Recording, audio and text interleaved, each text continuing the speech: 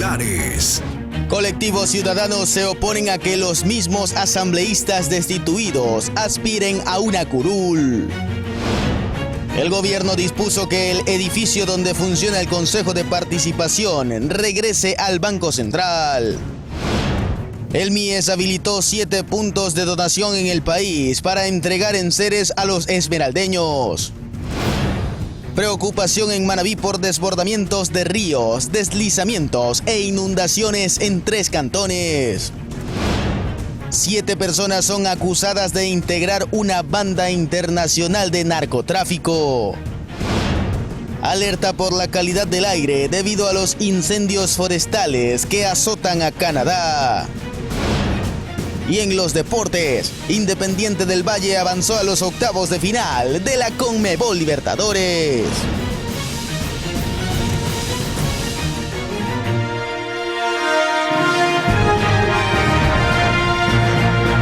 Esto es Noticias Oromar de las 9 de la noche con la conducción de Juan Pablo Trampos.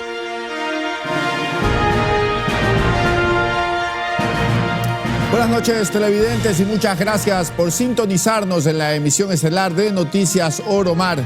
Y siguen los ataques contra funcionarios judiciales en el país. Esta vez un juez de lo penal de Manabí fue atacado por presuntos sicarios que le propinaron 2 disparos. Los detalles los revisaremos más adelante. Aquí iniciamos. Bienvenidos.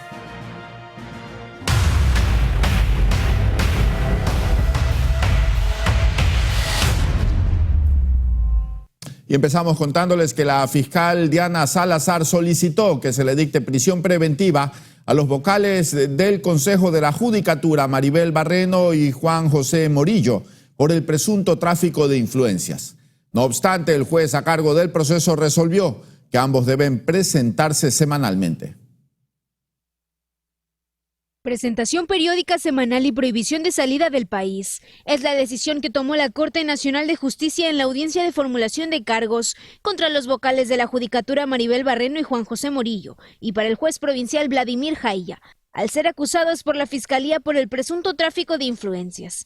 El órgano de derecho los señala por una presunta presión a jueces de la Corte de Pichincha en torno a una acción de protección puesta por la expresidenta del Legislativo Guadalupe Llori en junio del 2022 cuando iba a ser destituida del cargo. Y es que todo esto surgió a raíz de un audio filtrado en el que se hablaba de cómo ayudar a Llori. En dicha conversación también se abordó la situación del exvicepresidente Jorge Glass en Santa Elena. De hecho, según Salazar, los vocales hablaron de reparto de notarías, del concurso de la Corte Nacional de Justicia y de quitarle un cargo público al hijo de un juez, entre otras formas de presión. En total, se presentaron 43 elementos de convicción en la diligencia que tardó más de 3 horas y luego se reinstaló para conocer la resolución del juez. Finalmente, el magistrado anunció que la instrucción fiscal durará 80 días. Anaí Vélez, Noticias Oromar.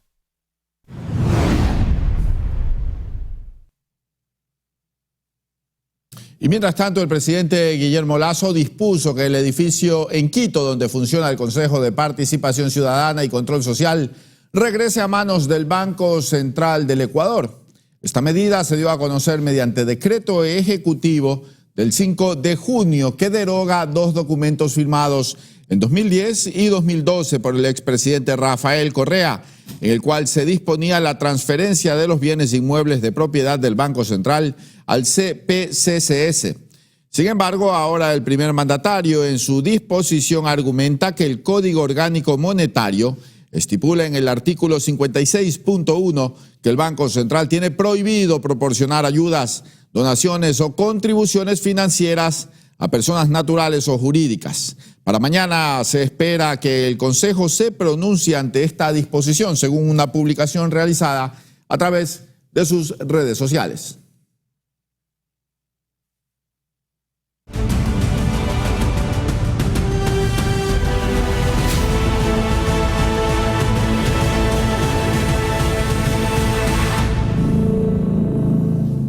Nuevas confirmaciones de precandidaturas presidenciales y otras declinaciones han marcado el ambiente que se vive de cara a las elecciones del próximo 20 de agosto. Los detalles enseguida. Continúa la carrera con las precandidaturas presidenciales. Hoy, a través de una transmisión en vivo en redes sociales, Javier Hervas confirmó su presencia en las elecciones anticipadas de agosto próximo. Sin embargo, aún no menciona qué movimiento político lo respaldará. Asumimos el reto. Confío en que juntos podamos superar los desafíos que enfrentamos y lograr una sociedad más justa, inclusiva y próspera para todos. Por otra parte, a través de un comunicado, los líderes del Partido Social Cristiano anunciaron que se reservan el derecho de nominar a la candidata Diana Jácome a la vicepresidencia de la República en su alianza con Jan Topic. El PSC dijo que el binomio debe mantener coherencia ideológica con la propuesta y figura de Topic y no haber apoyado al socialismo de ningún siglo. Por otro lado, el Partido Sociedad Patriótica no pondrá candidato a la presidencia y ratificó su apoyo a la candidatura de Jan Topic. Lo que sí hará el partido es buscar el apoyo ciudadano para llegar a la Asamblea. Además, el presidente nacional de Izquierda Democrática, Enrique Chávez, confirmó el apoyo a la precandidatura presidencial de Otto Sonnenholzner junto a Avanza y Suma. Sin embargo, anunció que no irán en listas conjuntas de asambleístas. Izquierda Democrática designó sus candidatos a asambleístas nacionales. Otro personaje que apoya la candidatura de Sonnenholzner es Eduardo Maruri, quien a través de un video declinó su precandidatura a la presidencia. Hoy la declino y ofrezco todo mi apoyo y respaldo a la candidatura de Otto Sonnenholzner. De acuerdo al calendario electoral, las elecciones serán el próximo 20 de agosto del 2023. Las primarias o procesos de democracia interna de las organizaciones políticas se amplió hasta el 10 de junio. La inscripción de candidaturas se amplió del 10 al 13 de ese mismo mes. Y la izquierda democrática reiteró su apoyo al precandidato a la presidencia de la República, Otto Sonnenholzner, asegurando que es el único político que puede lograr una verdadera unidad nacional. Además, anunciaron acciones legales en contra de quienes pretenden sembrar el caos en esta contienda política. El presidente nacional de la izquierda democrática, Enrique Chávez, inició su discurso aclarando que él es la única máxima autoridad reconocida por el Consejo Nacional Electoral. Esto ante la pugna que mantienen con otro sector del movimiento que quiere reconocer a Analía Ledesma como presidenta encargada. Pese a esto, Chávez descartó divisiones y fracturas a la interna de esta tienda política. Adelantó que tomará acciones penales en contra de quienes quieren sembrar la discordia en el partido. Bajo la figura de que todo lo que han causado con denuncias sin fundamento, arrogándose funciones que no las tienen, haciendo un caos, creando un caos en el país. Ya en lo que tiene que ver con las elecciones anticipadas, reiteraron su apoyo a la candidatura presidencial de Otto Sonnenholzner. Argumentaron que es el único precandidato que podría conseguir una verdadera unidad nacional que luche contra la inseguridad y el desempleo. Eso está en firme porque nosotros trazamos como partido un partido serio. Ante la crisis política, social y económica que vive el país, hay que actuar con responsabilidad. Y teníamos que darle un mensaje al pueblo ecuatoriano de buscar un gran acuerdo nacional. Desde que anunciaron elecciones primarias para establecer los nuevos cuadros que irán a la nueva Asamblea Nacional. Están autorizados todos los presidentes provinciales a hacer las primarias. Ya unas provincias las han hecho, el 3, el 5, el 6, otras las harán porque tenemos hasta el 9 de este mes. Conversamos además con el ex asambleísta Alejandro Jaramillo, quien no descartó la posibilidad de apostar una vez más para una nueva curul en el Parlamento.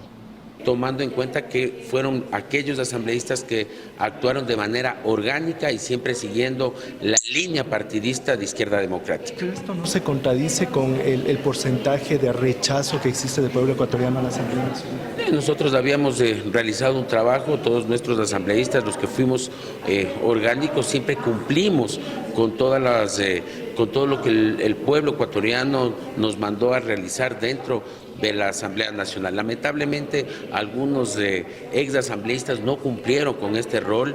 En el Partido Naranja aseveraron que respetarán lo decidido por el CNE en torno al 50% de paridad de género. Hay que respetarlo y así tenemos que hacerlo. Pero los líderes y lideresas no se las consigue por decreto. Así la ID es otro de los partidos políticos que va definiendo sus posturas de cara a las elecciones anticipadas del próximo 20 de agosto. En Quito, Juan Correa Rodríguez, Noticias Oromar.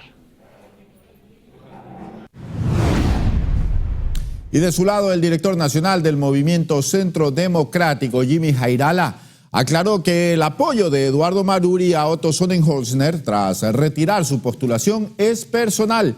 Agregó que irán por una alianza. Escuchemos sus declaraciones. Como es de conocimiento público, el economista Eduardo Maruri ha declinado su candidatura, o más bien su precandidatura a la presidencia de la República. Ha manifestado algunos motivos y ha agregado que presenta pues su apoyo al economista Otto Sonnenholzner, a quien le tenemos mucho respeto, pero aclaramos que el apoyo es personal del economista Maruri. Centro Democrático va a tomar su decisión en las próximas horas. Estamos analizando la opción de una alianza y veremos pues de máximo mañana en la mañana estaremos comunicando cuál es nuestra decisión. Vamos a ir con candidato, hemos descartado candidato propio, pero iremos en alianza. Y en las próximas elecciones también se elegirán los nuevos asambleístas que integren el Parlamento Nacional. Desde ya algunos colectivos ciudadanos se oponen a que los mismos legisladores destituidos aspiren a una curul, pero no existe base legal que les impida volver a ser candidatos. Los partidos políticos empiezan a buscar los nombres que los representarán en el órgano legislativo, tras la disolución de la Asamblea Nacional bajo la figura de la muerte cruzada. Sin embargo, algunos colectivos promueven una campaña en contra de los legisladores destituidos, argumentando el incumplimiento del plan de trabajo y sus funciones. No obstante, el experto constitucional Ismael Quintana explica que no hay base legal que les impida nuevamente aspirar a una curul. Así que en ese sentido, ninguna acción colectiva o ciudadana podría ser acertada en el sentido de restringir el ejercicio de este derecho de participación, que es finalmente ejercer cargo público y específicamente de elección popular, elegir y ser elegir. Pero por otra parte está el deber de los partidos políticos de formar perfiles de futuros candidatos entre sus filas. Y además solicitando la obligatoriedad de una militancia previa en las organizaciones políticas con efectivamente una formación especializada. Entonces, gente que no tiene vínculo con el partido o el movimiento, gente que no se ha formado ideológicamente en ese partido, hace que usted tenga que estar regresando a ver a los mismos cromos, por decirlo de algún modo. Pero lo cierto es que la responsabilidad y la decisión final de quiénes son elegidos la tiene únicamente el electorado. Los designa el pueblo, pues los designa el ciudadano. Entonces, si usted quiere mejores cuadros en la Asamblea Nacional, también aprenda a escoger esos mejores cuadros de lo que hay. Sin embargo, yo creo que es el punto en el cual, si las organizaciones políticas quieren o reclaman ese auspicio popular de cara a unas elecciones, deberían hacer caso de este clamor de los colectivos. La asamblea saliente se fue con el 96% de calificación negativa, por lo que a criterio de los expertos consultados, sería irracional votar por los mismos. Y en esta línea, la próxima Asamblea Nacional heredará cientos de proyectos de ley presentados por los propios legisladores y otras funciones del Estado. Las propuestas pendientes se encuentran en diferentes fases de tratamiento, como lo veremos a continuación.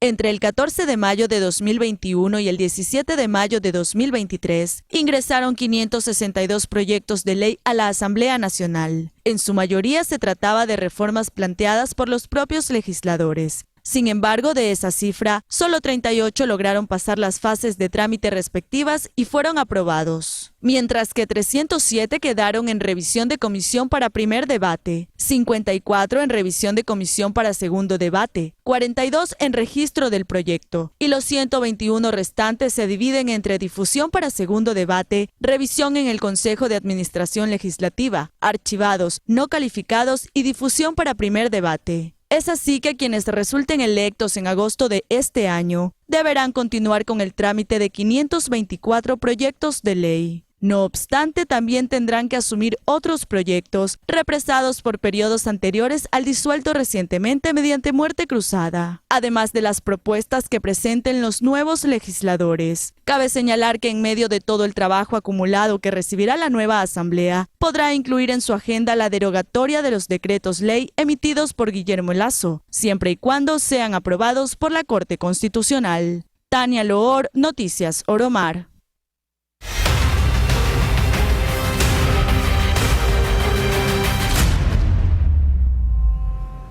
Algunas provincias del país han habilitado puntos de donación para llevar alimentos, ropa y otros enseres a las familias esmeraldeñas que lo perdieron todo tras las inundaciones del fin de semana. Solo el MIES habilitó lugares en 6 ciudades del país.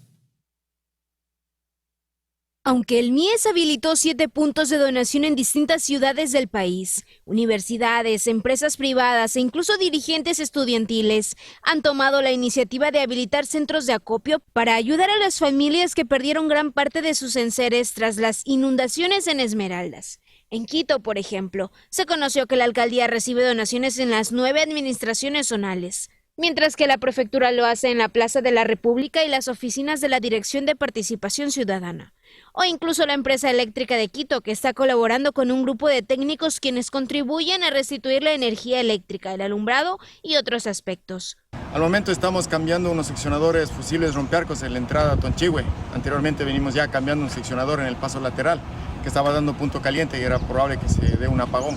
En Manta, adicional a los lugares establecidos por el municipio y el MIES, la dirigencia estudiantil de la Universidad Laica Eloy Alfaro de Manabí también tomaron la iniciativa. Estudiante que nos ha escrito, se ha contactado con su presidente de facultad o con los gremios universitarios. Todos hemos prestado ese contingente para poder hacer un solo punto de acopio central, que sería la Federación de Estudiantes, pero a la misma vez, como conocemos que el territorio de nuestra universidad es bastante amplio, cada una de las asociaciones también está recibiendo lo que nos puedan ofrecer o nos puedan llevar cada uno de los miembros universitarios. El Comité Empresarial Ecuatoriano, conformado por 138 gremios, también está colaborando. El Cuerpo de Bomberos de Guayaquil, que habilitó 4 lugares, que son el Cuartel Coronel Vicente Adu Mantón, número 5, en la Avenida del Bombero, el Cuartel Coronel Luis Hidalgo Bernaza, número 13, que queda en la Garzota, el Cuartel 9 de Octubre, número 11, que queda en la Avenida 9 de Octubre, Estación La Puntilla, kilómetro 10 de la vía San Borondón, junto a Amagua. Mientras que en Esmeraldas, el municipio de Muisne está recibiendo donaciones, la alcaldía de Esmeraldas y otros centros. Afortunadamente, frente a esta tragedia, miles de ecuatorianos se han solidarizado colaborando con ropa, comida y otros enseres. Ana Vélez, Noticias Oromar. Así que ya lo saben, amigos televidentes, hay suficientes lugares en distintos puntos del país para hacer llegar sus donaciones para nuestros hermanos esmeraldeños afectados por las intensas lluvias, pero también por el abandono de las autoridades de turno. Y ahora les contamos que las recientes lluvias en Manabí también afectaron a 3 cantones, entre estos Santa Ana, donde un hombre está desaparecido, mientras que en Chone la creciente de 2 ríos ocasionó daños en viviendas. Es nuevamente Manabí, que sufre las consecuencias de las lluvias. En esta ocasión las precipitaciones afectaron a 3 cantones. Pero la situación es más compleja en Santa Ana, tras la desaparición de un hombre de 82 años en la vía Posaonda Las Mercedes en la parroquia Honorato Vázquez. Y le digo, papi, bájate un ratito, sácame la piedra, limpió incluso hasta arriba, que pase. Cuando ya voy a dar marcha, el carro no me da marcha, ya no me sube. Pero yo escuchaba el ruido de arriba de la montaña. Y ya yo le decía, papi, sube, pero no, las puertas de acá estaban cerradas. Yo le digo, papi, sube. Y ahí me coge, yo vi todo encima así. Y ahí, eso fue lo último que yo vi de mi parte, ya no lo vi más. Podemos llamarlo como una fatalidad que se nos ha presentado acá porque estamos hablando de la pérdida de una persona. ¿No? Yo creo que las probabilidades de encontrarlo con vida al momento son escasas. De allí, policías, así como bomberos de Manta, con apoyo de los de Santa Ana, emprendieron la búsqueda en la represa Posaonda que queda ubicada en esa zona. Buscándolo, hemos llegado hasta la Posaonda, hemos recorrido las quebradas y en realidad es preocupante. En Santa Ana se originaron deslizamientos en 4 puntos, de la vía Posaonda a Las Mercedes. Ante aquello movilizaron maquinarias. Dispuso la creación de comité comunitario de gestión de riesgos también para que se activen y se los pueda equipar. Podemos darnos cuenta que hay una gran cantidad de sedimentos que se vinieron en forma de avalancha de la parte alta sobre la vía. Chone es otro de los cantones afectados, donde la crecida de los ríos Mosquito y Garrapata dejó inundaciones, obligando así la evacuación de familias. Incluso desde la municipalidad informaron que lograron rescatar y poner a buen recaudo a 5 jóvenes que se encontraban en la cascada La Guabina. Flavio Alfaro fue otro cantón de la zona norte, desde donde se reportó un deslizamiento de tierra, afectando así la movilidad vehicular. Pero Chone ya ha sufrido antes las consecuencias de las potentes lluvias, pues en marzo pasado las precipitaciones dejaron muertos. Aproximadamente 4 millones en pérdidas en los sectores productivos, también daños en infraestructuras como en las de salud. Por ahora, los funcionarios han anunciado acciones preventivas en los 22 cantones ante situaciones como estas y frente a la posible llegada del fenómeno del Niño. Limpieza de ríos, de esteros, encauzamiento de quebradas y protección en el perfil costero. En esta línea, cantones de Manabí están dentro de la alerta amarilla y desde la Secretaría de Gestión de Riesgos piden activar los comités de operaciones de emergencia cantonales. Manta y Portoviejo ya han acogido esta medida. Belén Mendoza, Noticias Romar. 21:21 y antes de irnos a un breve corte comercial, quiero recomendarles visitar nuestro sitio web www.oromartv.com y sintonizar en vivo Noticias Oromar desde cualquier parte del país y el mundo. Con esto nos separamos por unos instantes, amigos televidentes. Enseguida volvemos con el desarrollo de más información.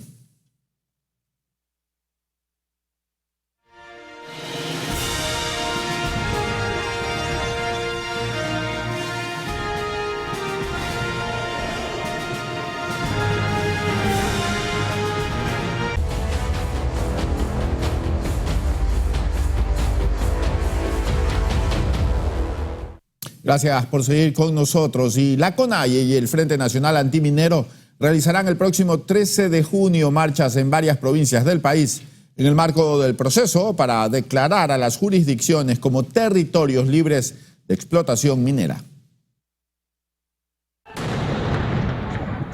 La CONAIE una vez más saldrá a las calles. Esta vez marcharán en las cabeceras provinciales para hacer la entrega del mandato del 12 de enero. Es decir, defender la vida, el agua, la naturaleza y los territorios. Así lo afirmó el presidente de la CONAIE, Leonidas Issa, en una rueda de prensa. ¿Dónde están colectivos defendiendo la vida, el agua, los territorios, pero también colectivos dedicados a la producción nacional? Son territorios que están dando de comer a las grandes ciudades, por las cuales demanda una necesidad urgente de defender este territorio. A las autoridades del movimiento Pachacutic, brazo político de la CONAIE, se pidió que no permitan el avance agresivo de la minería a gran escala, ni tampoco de la minería a cielo abierto. No es posible seguir conviviendo en una madre naturaleza que ya no tiene capacidad de biodegradación. ¿Qué significa esto? Que nosotros estamos produciendo aproximadamente 3 veces de lo que realmente la madre tierra puede biodegradar. Por ello ha generado todo el cataclismo que en este momento estamos enfrentando a nivel global. Las movilizaciones, que agruparán a otras organizaciones, está prevista para el próximo 13 de junio. Y se adelantó también que en el mismo día presentarán una demanda de inconstitucionalidad al decreto ejecutivo 754, que da vialidad a la consulta ambiental. Indicó que tras la disolución de la Asamblea Nacional por parte del jefe de Estado Guillermo Lasso el mes pasado y en adelanto de elecciones generales, el presidente puso vigor el mencionado decreto, que reforma el reglamento al Código de Ambiente. ¿Y por qué lo vamos a hacer el 13 de junio también? Porque cumplimos un año de levantamiento del 2022 que demandó el 5º punto. En este caso, la lucha en contra del extractivismo. Y uno de los acuerdos que dejó en la mesa es que se garantice la construcción de la ley de la consulta previa, libre e informada. Durante la rueda de prensa, ISA respaldó la consulta popular que busca mantener en tierra el petróleo de la zona amazónica del Yasuní. Sí es posible pensar en otras formas de economía, una economía más sustentable, más equilibrada, que permita garantizar la alimentación, la comida, el respeto del medio ambiente. En Quito, Juan Correa Rodríguez, Noticias Oromar.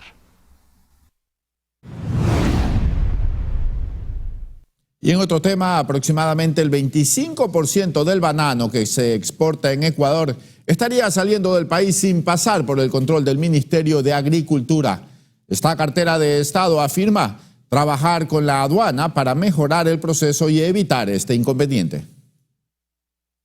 Aunque la ley que regula la producción y comercialización de banano establece que previa autorización del Ministerio de Agricultura, solo el 10% del volumen exportado puede realizarse mediante ventas FAS o entre exportadores, la cifra que se estaría comercializando bajo esta modalidad sería del 25%, según indicó la cartera de Estado. Este tipo de ventas estarían permitiendo que las empresas del sector evadan el sistema de control bananero. Pero ¿cómo lo hacen? Los exportadores pueden ubicar manualmente el código o la letra F para las ventas FAS en los formularios del Servicio de Aduanas SENAE, y el sistema lo reconoce como válido aún sin la autorización del Ministerio de Agricultura, permitiendo que escapen del control de la Subsecretaría de Musáceas y sean exportados. Uno de los inconvenientes que genera esta situación es que no se cumpla con el precio oficial a los productores, lo cual ha provocado manifestaciones para pedir que se elimine dicha modalidad. Y es que de los 8 millones de cajas de la fruta que Ecuador exporta en promedio, entre el 71 y el 75% está dentro del control bananero del Ministerio de Agricultura, mientras que el 25% restante no está registrado y se comercializa mediante las ventas FAS. Según el subsecretario de Musáceas del Ministerio de Agricultura, ya se trabaja con el SENAE para realizar ajustes en el sistema. Tania Loor, Noticias Oromar. Y el número de solicitantes para la devolución del IVA se duplicó en lo que va de este 2023, debido a que ahora se puede realizar el proceso mediante una plataforma digital y eso hace que el proceso sea más rápido. Desde que el SRI habilitó el canal digital para que las personas de tercera edad y con discapacidad realicen el proceso para la devolución del IVA, se han duplicado las solicitudes. Además, otro factor influyente es que el tiempo de espera para que se le devuelva a la persona también ha disminuido. Según el reporte del SRI, desde este cambio se han devuelto $130,2 millones por IVA en lo que va de este 2023 al sector antes mencionado, lo que representa un incremento de 67 millones a comparación del año pasado hasta esta fecha. Pero además el número de solicitantes también aumentó. Entre enero y mayo, 321.364 personas accedieron a la devolución, es decir, un 55% más que en el mismo periodo del 2022.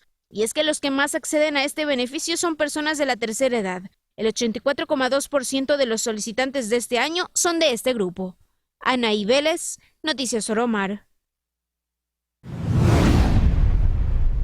Y hasta finales de junio trabajará la empresa que se encarga de la revisión técnica vehicular en Quito, debido a que concluye el contrato respectivo en esa fecha. El alcalde de la capital, Pavel Muñoz, informó que hasta el momento no hay una empresa adjudicada debido a que con la actual hubo un inconveniente por los elementos de forma y el Servicio Nacional de Contratación Pública decidió declarar desierto el proceso. Sin embargo, insistirán en que se reconsidere la decisión y se retome el trámite o definitivamente inicie uno nuevo, pero esto deberá decidirse antes de que finalice el mes.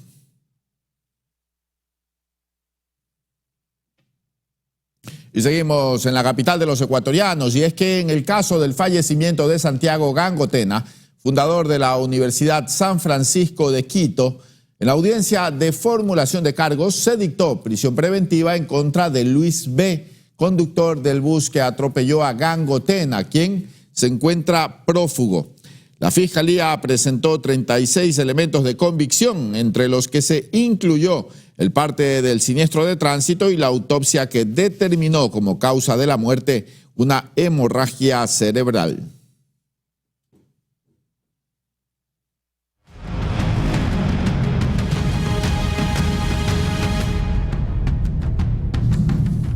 El fiscal provincial de La Suay, Leonardo Amoroso, informó sobre la investigación de la muerte de 2 personas cuyos cuerpos semicalcinados fueron encontrados en el cantón Ponce Enríquez. Las víctimas laboraban para una empresa minera, por lo que no se descarta que el hecho podría estar relacionado con este tema. Los 2 cadáveres semicalcinados que fueron hallados el pasado lunes en la localidad de Xumiral, perteneciente al cantón Camilo Ponce Enríquez en Azuay, presentaron varios orificios de bala en sus cuerpos. 2 ciudadanos que trabajaban o laboraban en una empresa minera llegaron en horas de la noche para asistir a ciertos trabajadores que se había quedado con una volqueta dañada. Según información entregada por el trabajador que fue asistido, indicó que los ahora fallecidos tomaron contacto con él alrededor de las 12 de la noche cuando le dejaron la merienda. Y desde ahí se desconocía el paradero. En horas de la mañana se pudo verificar que junto al río existía una camioneta que estaba incinerada y más allá la presencia de 2 cadáveres que presentaban, en primer caso, creo que si no estoy mal, 3 orificios de entrada de proyectil de arma de fuego y el otro cadáver igualmente varios orificios como 12, además presentaba lesiones de tipo contuso y parte incinerado. Las autoridades policiales fueron alertados de este caso, por lo que asistieron al lugar del hecho donde realizaron el levantamiento de los cadáveres, la recolección de indicios y se solicitó que se lleve a cabo la autopsia de ley para las investigaciones. Si es tema de ajuste de cuentas, si es un tema de sicariato o si es una muerte posiblemente por un robo, no sabría decirlo. Pero el tema es que hay que tratar de recabar todos los elementos de comisión. El fiscal manifestó que la mayor parte de estos casos que se registran en el cantón Ponce Enríquez están inmiscuidos en la actividad minera. Es una zona bastante conflictiva, diría yo, por el hecho de la cercanía que tenemos, tanto de la provincia del Oro como la provincia del Guayas. Hay gente armada ahí, justamente para cuidar el tema de las minas y posiblemente también esa lucha por captar todo el aspecto minero posiblemente causen estas circunstancias. Este sería el hecho de sangre número 17 que se registra en ese cantón, de lo que va de enero a este mes de junio, por lo que la cifra genera una verdadera preocupación entre las autoridades. Y una alerta generada tras el intento de invasión de terrenos del Parque Samanes en Guayaquil puso en marcha un operativo por parte de la Secretaría Técnica de Prevención de Asentamientos Irregulares. Los detalles enseguida. Son terrenos que colindan con los vergeles y que forman parte de la última etapa del Parque Samanes. Algunos avivatos habrían intentado invadir en días pasados, por lo que la autoridad procedió a desalojar a un par de personas que habían levantado covachas en el sitio. 112 hectáreas recuperadas. Hay procesos judiciales que se iniciaron inmediatamente.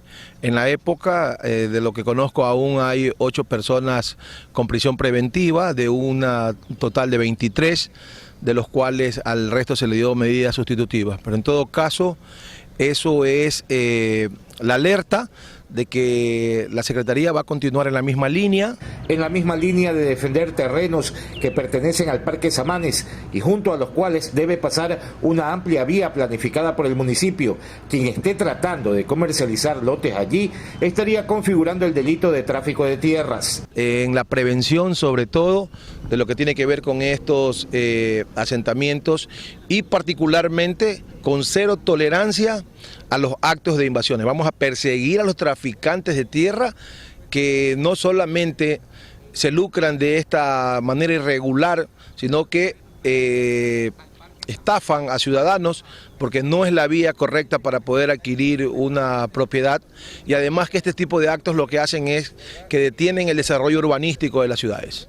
Son varios los terrenos que existen en la ciudad, sobre todo en la periferia, donde oportunistas buscan apropiarse para luego vender, una práctica tan vieja como la misma ciudad y que ahora busca ser desterrada. Cristian Arias, Noticias Oromar. Y con el objetivo de erradicar la violencia de género, se cristalizó el proyecto para la construcción del Centro Violeta en Cuenca. El espacio contará con varios servicios para las víctimas y sus familias.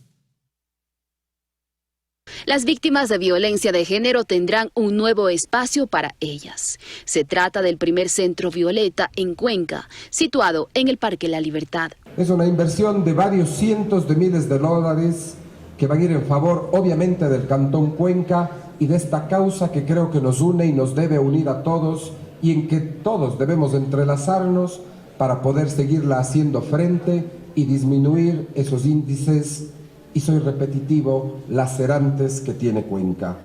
Para ello, uno de los primeros pasos consta la firma de comodato con el Ministerio de la Mujer y Derechos Humanos por 15 años, para la construcción de la infraestructura que se prevé tomará 100 días. Estos centros están dotados de una gran infraestructura y de profesionales altamente capacitados para que nuestras mujeres, niñas, niños y adolescentes que han sufrido violencia de género e intrafamiliar. Según organizaciones, en Azuay 8 de cada 10 féminas han experimentado un hecho violento en algún momento de su vida.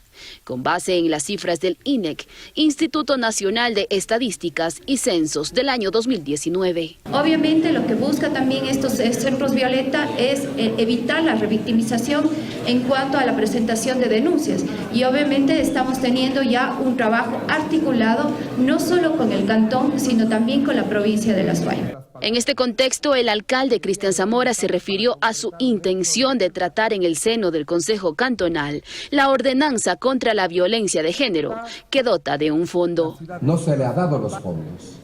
Es nuestro deber, compañeras y compañeros concejales, en la reforma al presupuesto, dotar de ese $500,000 en ese instrumento presupuestario y ponerlo en ejecución. Porque podremos normar muchas cosas, pero si no damos el paso de que se hagan las cosas con recursos, en nada quedan esas buenas iniciativas normativas.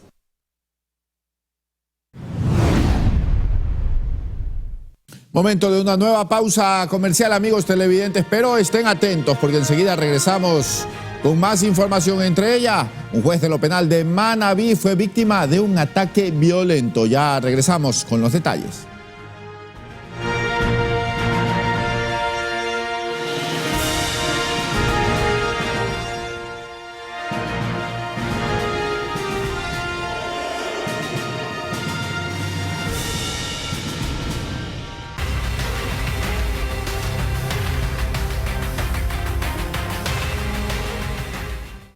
Y tal como lo anticipamos, a Alfredo Pinargote Alonso, juez y expresidente de la Corte Provincial de Justicia de Manabí, fue víctima de un ataque armado esta tarde en Puerto Viejo.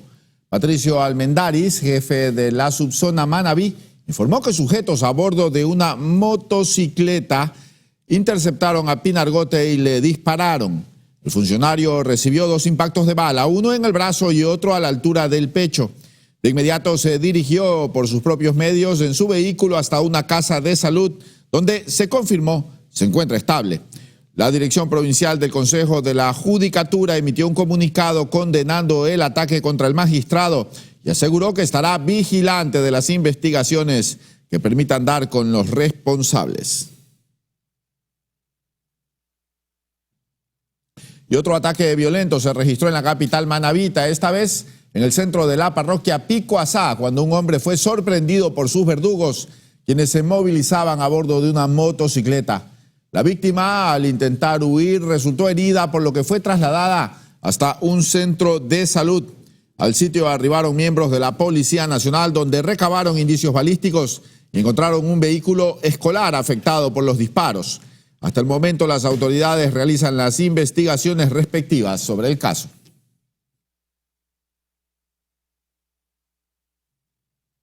Y mucha atención porque una mujer fue detenida este miércoles por intentar vender a su hija a través de redes sociales.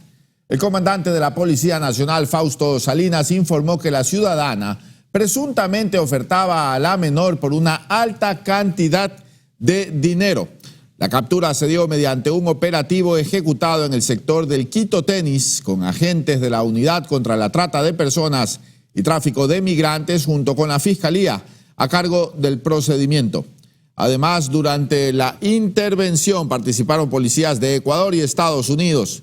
Salinas indicó que tras el allanamiento a un inmueble, la bebé fue rescatada y recibió las medidas de protección correspondientes. Y efectivos de las Fuerzas Armadas ejecutaron operativos en el Cantón San Lorenzo, provincia de Esmeraldas. Este trabajo responde al Batallón de Operaciones Especiales en la selva número 47 Iguias. Entre los indicios incautados está un fusil M4 de fabricación estadounidense, además de 916 municiones, 9 alimentadoras de fusil y una granada de mano.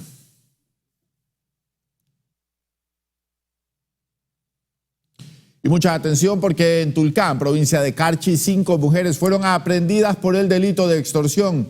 Un operativo realizado en dicho punto del país logró la captura de las ciudadanas, supuestas integrantes del grupo delictivo conocido como Las Divinas, quienes fingían ser parte de la banda criminal Los Lobos. Se conoce que pedían $50,000 para no atentar contra la integridad de sus víctimas y familiares. La UNACE hizo el debido seguimiento logrando su detención. Cabe mencionar que en dicha organización solo participaban mujeres, incluso se contabiliza a una menor de edad como integrante de esta organización que extorsionaba a ciudadanos en el norte del país.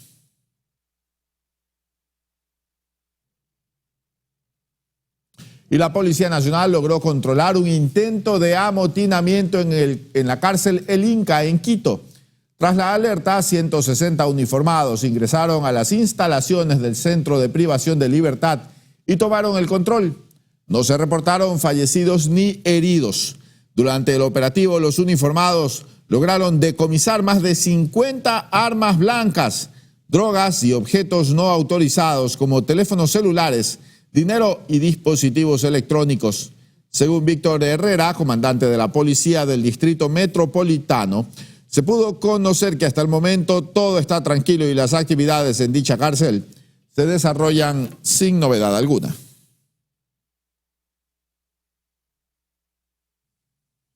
Y un local comercial ubicado en las colinas de La Alborada en Guayaquil fue blanco de la delincuencia. 3 hombres armados lograron llevarse las ganancias del día. Aquí lo captado por las cámaras de seguridad en las últimas horas. Una nueva modalidad de asalto se reportó en Guayaquil. A punta de engaños, un delivery fue desvalijado en el Cerro del Carmen. El trabajador se encontraba entregando un pedido a una ciudadana, cuando a los pocos segundos en escena entró un hombre, quien mediante amenazas le arrebató el bolso a su víctima. Lo extraño de este caso es que la mujer, lejos de inmutarse ante la presencia del antisocial, se retiró del sitio sin ninguna muestra de asombro, por lo que se presume podría ser cómplice del delito. 3 delincuentes armados asaltaron un negocio ubicado en Colinas de la Alborada, también en Guayaquil. Tal y como evidencian las imágenes, muchos de los presentes, al notar las intenciones de los individuos, salieron corriendo para evitar ser desvalijados.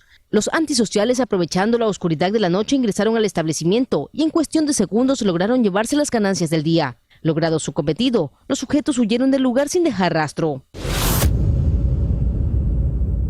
Mientras tanto, al norte de Guayaquil, exactamente en el sector Los Vergeles, cámaras de seguridad registraron un nuevo hecho delincuencial. En esta ocasión, 2 trabajadores fueron víctimas de un asalto a mano armada mientras repartían bebidas alcohólicas. El antisocial aprovechó el descuido de los empleados para interceptarlos y desvalijarlos en cuestión de segundos. Para evitar un desenlace violento, los afectados no opusieron resistencia. María José Pino Argote, Noticias Oromar.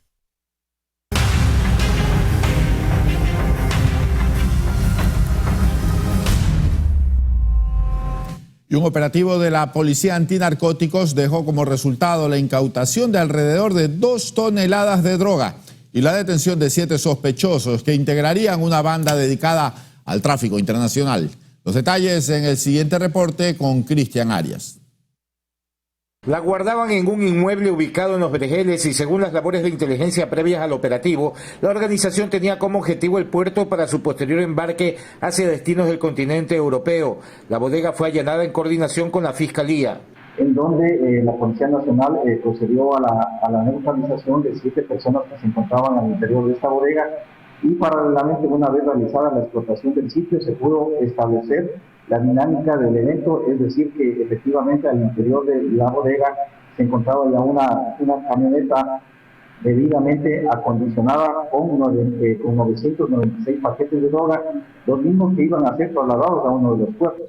Un total de 2.048 paquetes de droga fueron decomisados por la policía. El contenido fue sometido a las pruebas de campo que arrojaron como resultado que se trataba de cocaína. Es necesario indicar que la cantidad total, una vez realizado el proceso de pesaje, tenemos un total de 2 toneladas 37 kilos de cocaína. Los 7 detenidos eran ecuatorianos y no tenían antecedentes. El peso incautado es equivalente a unos 303 millones de dosis personales que habrían llegado al mercado europeo, donde estaría valorado en más de 144 millones de dólares. Cristian Arias, Noticias Oromara. Así es, Ligner, muchas gracias por el desarrollo de la información deportiva. Hasta aquí llegamos, amigos televidentes. Mañana a las 6 en punto hay más noticias aquí en la señal de Oromar TV.